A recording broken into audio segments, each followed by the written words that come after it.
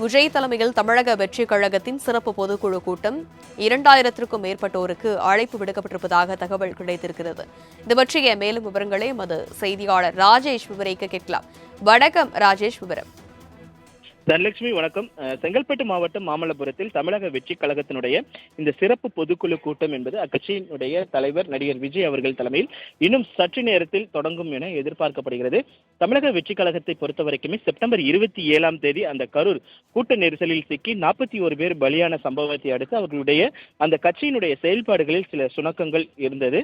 அதனைத் தொடர்ந்து அந்த 30 நாட்கள் முடிந்த பிறகு அந்த கரூரில் இருக்கக்கூடிய பாதிக்கப்பட்ட மக்களை அவர் நேரடியாக, அதாவது இங்கு மாமல்லபுரத்திற்கு வரவழைத்து சந்தித்து அவர்களுக்கான ஆறுதல் எல்லாவற்றையும் வழங்கிய பிறகு கட்சியினுடைய அந்த பணிகள் என்பது சற்று வேகம் எடுக்க தொடங்கி இருக்கிறது. அதன் அடிப்படையில் தற்பொழுது சிறப்பு பொதுக்குழு என்பது இன்றைக்கு கூடுகிறது. இந்த பொதுக்குழு கூட்டத்தை பொறுத்த வரைக்குமே இந்திய தேர்தல் ஆணையத்தின் அறிவுறுத்தலின்படி ஒரு கட்சி இருந்தால் அந்த கட்சி ஆண்டுக்கு ஒரு பொதுக்குழு 2 செயற்குழு கூட்டத்தை நடத்த வேண்டும் என்பது விதியாக இருக்கிறது. அப்படி பார்க்கும் பொழுது ஒரு சிறப்பு பொதுக்குழுவை தற்பொழுது இவர்கள் கூட்டியிருக்கிறார்கள். இந்த சிறப்பு பொதுக்குழுவை பொறுத்த வரைக்குமே 2000க்கும் மேற்பட்ட பொதுக்குழு உறுப்பினர்கள், தலைமை கழக நிர்வாகிகள், செயற்குழு உறுப்பினர்கள் உள்ளிட்டவர்களுக்கு அழைப்பு விடுக்கப்பட்டிருக்கிறது.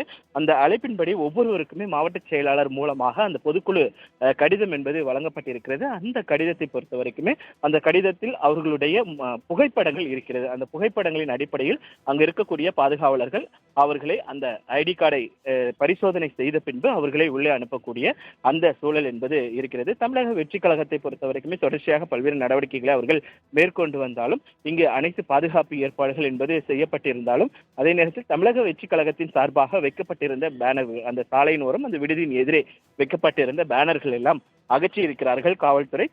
ஏற்கனவே காவல்துறையிடம் பேசும் பொழுது இந்த மாதிரி பேனர்கள் எல்லாம் வைக்கக்கூடாது என்று அறிவுறுத்தியிருந்தும் அவர்கள் எங்களுடைய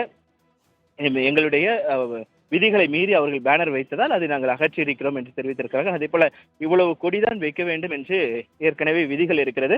அதன் அடிப்படையில் தான் பின்பற்றி அவர்கள் எல்லா இடங்களிலும், ஏனென்றால் இது தேசிய நெடுஞ்சாலையாக இருக்கிறது, அந்த நெடுஞ்சாலையில் இந்த கொடிகள் பறக்க விடுவது என்பது ஏதாவது ஆபத்தை விளைவிக்கக்கூடியதாக இருக்கும். அதனால் அந்த கொடிகளை வைக்கக்கூடாது என்று அறிவுறுத்தியிருக்கிறோம் என்றெல்லாம் அவர்கள் தெரிவித்திருந்தார்கள். அப்படியான பல்வேறு கட்டுப்பாடுகள் காவல்துறையால் விதிக்கப்பட்டிருந்தாலும் தற்பொழுது அதற்கான நடவடிக்கைகள் தொடர்ச்சியாக மேற்கொள்ளப்பட்டு வருகிறது. இன்னும் சற்று நேரத்தில், அதாவது சரியாக 10:30 மணி அளவில் நடிகர் விஜய் அவர்களுடைய தலைமையில் இந்த சிறப்பு பொதுக்குழு கூட்டம் என்பது கூடும் என எதிர்பார்க்கப்படுகிறது. விவரங்களுக்கு நன்றி ராஜேஷ்.